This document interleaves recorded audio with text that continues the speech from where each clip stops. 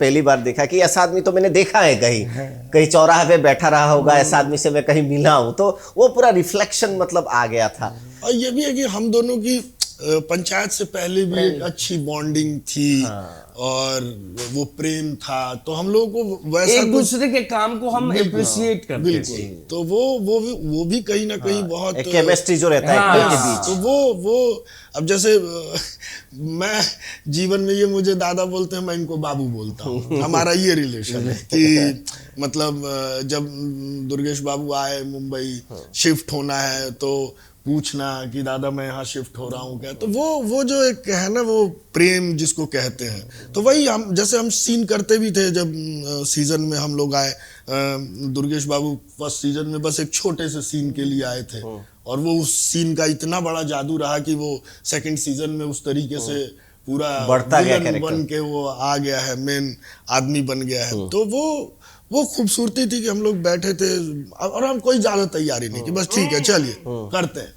तो वो वही बात है कि जो चीज सरलता से और सहजता से की जाए उसका अपना जाए। इसीलिए बोला वो बैठने का जो तरीका रहता है उसमें स्टीफनेस नहीं है, गांव का जो सीधा लड़का जैसे बैठता है, थोड़ा दर्द, थोड़ा जैसे मतलब वो एक हिचकिचाहट रहती है कि कोई बड़ा आदमी ना आ जाए, उस बीच में जो कॉन्वर्सेशन था। फुकरे रिटर्न, संघाई में भी आपने काम किया था, तो उन सब का एक्सपीरियंस कैसा था? सब अच्छा था। मेरी तो पहली फिल्म थी बिट्टू बॉस, जिसमें मैं मतलब क्या कहा जाए, मेन सपोर्टिंग रोल था वो मेरा, लेकिन वो फिल्म नहीं चली। लेकिन हाँ, उस फिल्म से लोगों ने बहुत सराहा।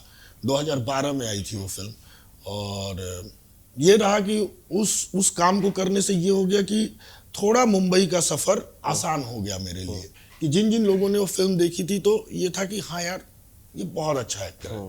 तो उस फिल्म ने ऐसा किया। उसके बाद तो काफी काम किया मैंने हॉलीवुड की फिल्म भी की, the second best exotic, marigold hotel. मैंने राधिका के साथ अभी सिस्टर मिडनाइट आई थी, वो भी कांस गया था मैं उसी के लिए, उस फिल्म के लिए।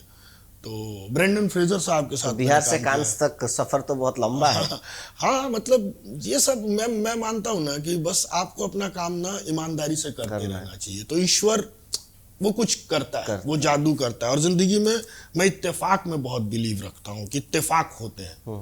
ऐसा कुछ नहीं है कि ये नामुमकिन है, कब होगा, बस आपको अपना काम करते रहना और ये जादू होता है कुछ। मैं उस जादू को तो मानता हूँ। लेकिन एक दुर्गेश जी, सब हर चीज का एक साइड इफेक्ट भी होता है। जैसे एटॉमिक पावर का भी, उससे पावर जनरेट होता है, साइड इफेक्ट भी बम बनता है। एक ऐसा भी होता है बॉलीवुड में, खासकर, मैं गलत हो तो बता दीजिए, मुझे उतना आइडिया नहीं है बॉलीवुड के बारे में, लेकिन जो भी पढ़ता हूँ, जो भी देखता हूँ, कि जब एक कैरेक्टर बहुत ज्यादा हिट हो जाता है तो कास्टिंग के बारे में प्रॉब्लम ये होता है कि जैसे हर रोल में उसी को घुसाओ कि गांव का सीधा आदमी है। तो एक हिट होने का भी कभी कभी साइड इफेक्ट आता है कि जैसे अभी आपको कैसे रोल मिल रहे हैं कि एक ही जैसा हो जाता है। हमें देखा है बहुत सारे एक्टर्स को कि वो उग जाते हैं, बोलते नहीं अब नहीं। तो वैसा भी एक कोई साइड इफेक्ट हो रहा है थोड़ा? मैं उतना बड़ा तो नहीं हुआ हूँ, ईमानदारी से बताऊं। मैं एक नॉर्मल एक्टर ही हूँ। हाँ, लेकिन उतना काम भी नहीं आ रहा मेरे पास रियली में।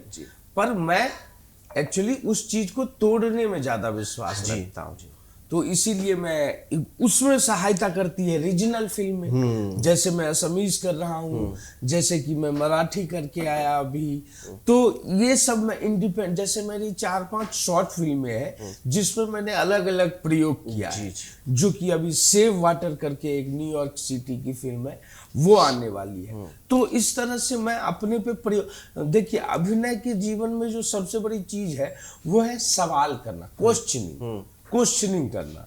तो क्या मैं अपने आप से क्वेश्चन कर रहा हूँ? अगर सिर्फ पैसा कमाना रहता तो पहले दिन थिएटर में आते हैं बोलते पैसा नहीं है।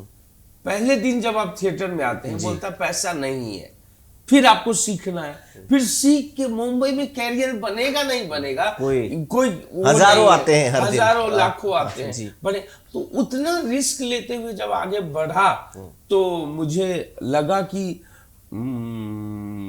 मैं तोड़ सकता हूँ उसको, आसानी से तोड़ सकता हूँ। और मैं अगर इस तरह का रोल, क्या अभी तो मुझे सुनने में 10 प्रोजेक्ट बड़े बड़े प्रोडक्शन हाउस के इसी बैकग्राउंड पे बन रहे हैं।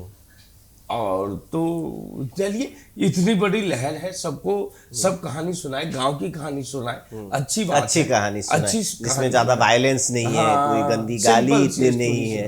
और अब तो आप तो जैसे इलेक्शन भी जीत चुके हैं, जैसे हमें ऑलरेडी पता चल चुका है, तो अब रुतबा थोड़ा ज्यादा होगा गांव में। गांव का तो अभी पता लगेगा राइटर के पॉइंट ऑफ व्यू से, क्योंकि मैं पर्सनली क्या सोच रहा हूँ ये मायने नहीं रखता। जी जी जी। निर्देशक और लेखक और अमिताभ जी हमारे सिनेमेटोग्राफर, इन तीनों का ज्यादा इनपुट रहता है। तो ये लोग क्या सोच रहे हैं देखते हैं।